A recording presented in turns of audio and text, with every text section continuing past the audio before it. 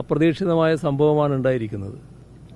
2023 ഈ സ്ഥലത്ത് വലിയ തോതിലൊരു മണ്ണിടിച്ചിലുണ്ടാവുന്നത്. അതുമായി ബന്ധപ്പെട്ട് നാഷണൽ ഹൈവേ നല്ല പഠനം നടത്തിയെന്ന് തന്നെയാണ് അവർ അവകാശപ്പെടുന്നത്.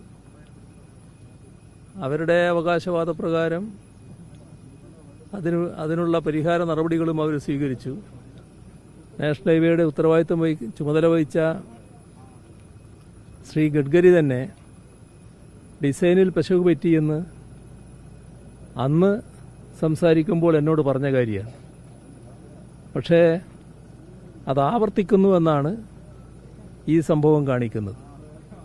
അതുകൊണ്ട് തന്നെ നാഷണൽ ഹൈവേയുടെ അവർക്ക് എല്ലാ തരത്തിലുള്ള സാങ്കേതിക വിദ്യകളുമുണ്ട്. എന്നാൽ ആ സാങ്കേതിക വിദ്യ കേരളത്തിൻ്റെ ഭൂപ്രകൃതിയുമായി ബന്ധപ്പെട്ടുകൊണ്ടുള്ള പഠനത്തിന് ഉപയോഗിക്കണം. അതാണ് ഏറ്റവും പ്രധാനം. അത്തരമൊരു പഠനം വിശദമായി നടത്താമെന്നവർ സമ്മതിച്ചിട്ടുണ്ട്.